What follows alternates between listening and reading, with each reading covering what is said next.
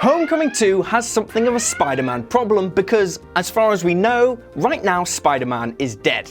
It is almost certain that Peter Parker will have been brought back to life in Avengers 4 in preparation for the follow-up to the 2017 Spider-Man Homecoming. But the execs of the MCU are doing everything they can to keep spoilers for Avengers 4 on the down low, which naturally means we're not getting a lot of information about Homecoming 2. However, details are still trickling out, and we thought it was about time we got together and shared everything we know so far about Spider-Man Homecoming 2. Number 9. Scorpion will probably be one of the villains. In the post-credits scene for Spider-Man Homecoming, we saw the Vulture meeting Scorpion in prison, and it's very clear that Mac Gargan has a grudge against Spider-Man and is ready to take him down. Played by Michael Mando, we actually see Mac Gargan trying to complete an arms deal on the boat that eventually gets split in half by the Vulture in Homecoming. His capture and imprisonment by Spider-Man is sure to leave a grudge that will be resolved in Spider-Man 2. In the comics, the character possesses superhuman strength, arachnid powers not too dissimilar to Spider-Man, and a large mechanical tail. So it'll be really exciting to see how the MCU bring that slightly goofy concept to the more realistic style of the movies. Number 8. The key players are all returning. Both behind the camera and in front of it, Homecoming 2 is shaping up to look very similar to the original. Jon Watts is returning to direct the sequel, and on screen we've got a confirmation of Aunt May, Michelle or MJ, Ned Lees, and of course, Peter Parker. There's plenty left to explore with those characters, particularly Aunt May's discovery that Peter Parker is Spider-Man at the very end of the first Homecoming. Number 7. It'll pick up straight after Avengers 4. Spider-Man Homecoming is the next film released after Avengers 4, another film that doesn't yet have a title. Not just literally the next release in the MCU's schedule, the film is said to take place immediately after the events of Avengers 4. One potential plot aspect the film could take is Spider-Man dealing with his own death and resurrection, or possibly the death of other MCU characters in Avengers 4, such as potentially Tony Stark. Number 6. The film is leading us into Phase 4.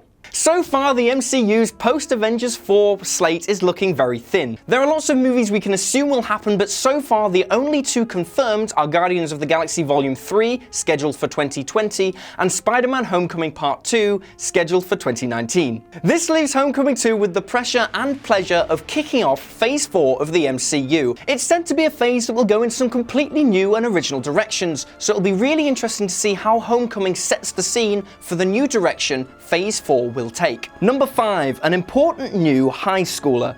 While much of the cast is the same, there was a couple of key casting notices released back in March. One is for a new villain, which we'll get to in just a second, and one was for a very important new high schooler. The casting call was apparently looking for someone between the ages of 18 and 24 with leading man qualities to go toe-to-toe with Tom Holland. That sounds like a crucial role and doesn't leave too many possibilities. The fact that the casting call was open to an actor of any ethnicity rules out Miles Morales. All things considered, the most likely candidate is Harry Osborn.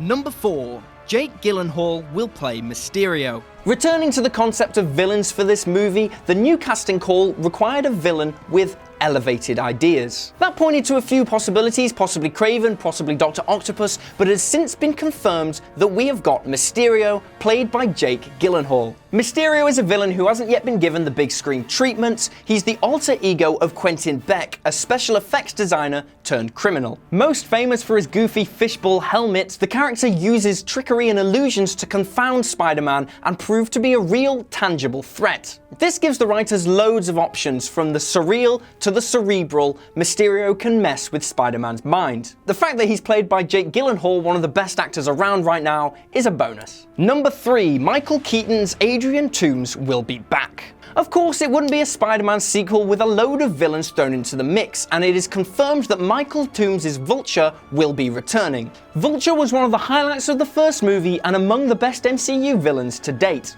The first post-credits scene of Homecoming has ADRIAN Toomes refusing to give up Spider-Man's identity to Mac Gargan. With Keaton coming back, the sequel can explore whether that's because he's got plans for his own revenge on the Spider, or potentially he'll join sides and aid Spider-Man in the film. Number 2. Starting the Sinister Six. With Vulture back in the mix, this movie already has at least 3 villains, 4 if Shocker also makes a reappearance.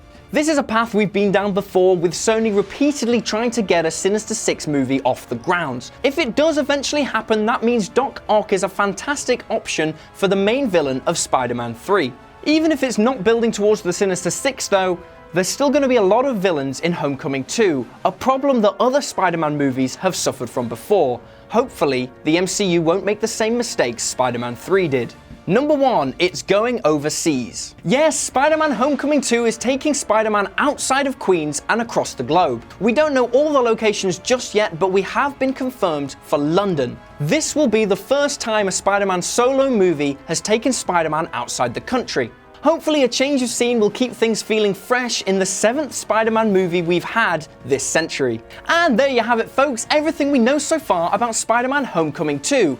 Don't forget to leave your thoughts down in the comments below and like, share, subscribe to whatculture.com for daily news and articles. I'm Will for What Culture, and thanks for watching.